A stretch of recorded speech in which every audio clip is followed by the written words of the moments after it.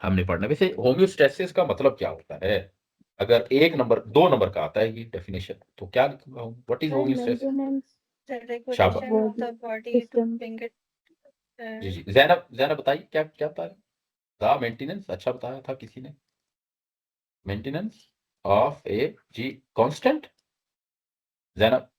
Body को body survive temperature. करने के लिए बैलेंस। हाँ जी, लेकिन 1 नंबर मिलेगा ये कहकर। State of balance among all the body systems needed for the body to survive and function correctly. बेटी अपनी तरफ से मत गढ़े। Maintenance of a constant internal environment, ठीक है, डिसरिगार्ड ऑफ एक्सटर्नल चेंजेस। जो एक्सटर्नल चेंजेस हो रहे हैं नो डाउट उसकी वजह से इंटरनल भी होने चाहिए। बाहर अगर टेम्परेचर कम हो गया है तो बॉडी का भी कम हो जाना चाहिए, ठीक है। एक्सटर्नल चेंजेस जो हो रहे हैं ना बाहर, तो हमारे इंटरनल भी चेंज होने चाहिए ना, लेकिन नहीं होते। बाहर अगर हाई टेम्परेचर है, बॉडी का तो वही 37 डिग्री सेल्सियस मेंटेन किया जाता है, ठीक है। तो उस लिमिट में मेंटेन कैसे करते हैं, इसको होम्योस्टेसिस कहते हैं, ठीक है। याद रखिए, मैं आपको बताता हूँ हमारा बॉडी का टेम्परेचर कितना होता है।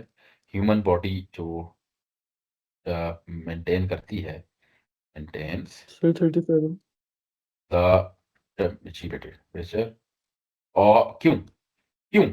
उसकी भी तो वजह होनी क्योंकि चाहिए। एंजाइम्स का ऑप्टिमम टेम्परेचर है सर। शाबाश, ये Proper बेहतरीन भाई। temperature for enzymes. जी बेटे बहुत जबरदस्त बताया भाई, दोनों बच्चों ने बहुत वर्क बेस्ट। और वो है टेम्परेचर 37 डिग्री सेल्सियस। उसका टेम्परेचर ऑप्टिमम एंजाइम जो है वो काम करते हैं।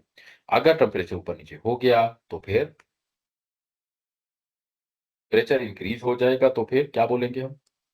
Increases sir above. Enzymes denature हो जाते हैं। शाबाश। द एंजाइम्स क्यों? एंजाइम्स डी नेचर, उसकी वजह ये है एंजाइम का एक्टिव साइट बहुत सेंसिटिव होता है, राइट। अच्छा, अब जरा ये स्किन के अंदर देखते हैं कि क्या क्या चीजें हैं। स्किन कैसे रोल प्ले करती है, ठीक है। Plays important role in the control of body temperature.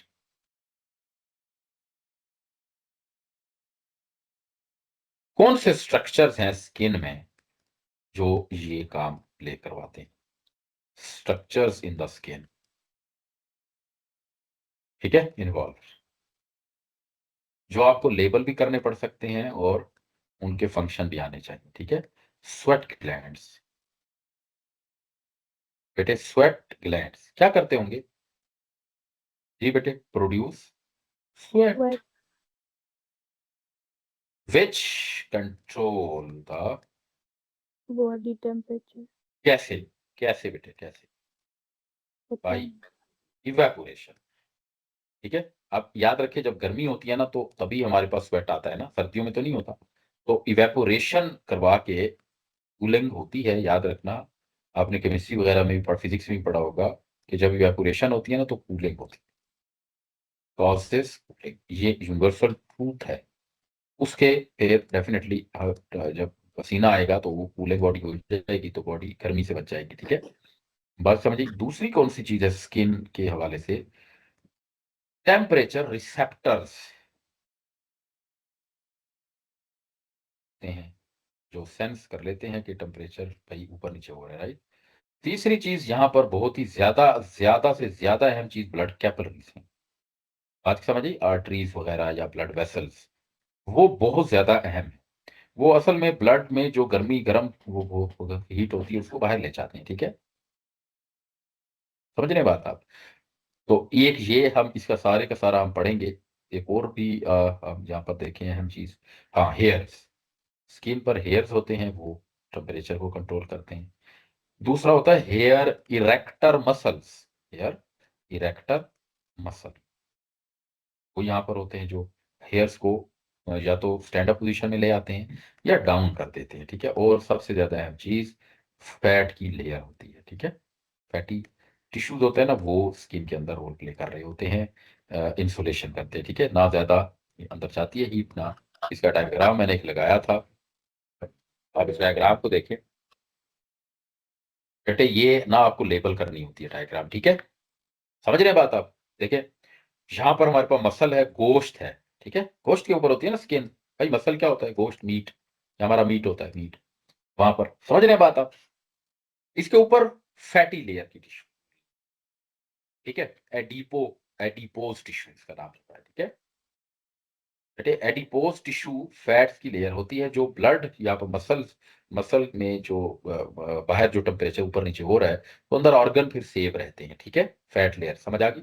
अब नीचे एक आर्टरियोल है, ये भूलना नहीं है, इसको आर्टरी नहीं कहना, आर्टरियोल है। यहाँ पर नर्व्स हैं, सेंसरी नर्व हैं, जिसमें यहाँ पर हमारे पास पेन एंडिंग्स वगैरह, प्रेशर की एंडिंग्स, वो सब कुछ है, ठीक है? एपिडर्मिस की तरफ आया हुआ है। अच्छा, यहाँ पर हेयर है, ये एक ग्लैंड जो बहुत ज्यादा आपको लेबल करना पड़ेगा, ये वाला, ठीक है? कौन सा ग्लैंड है ये वाला?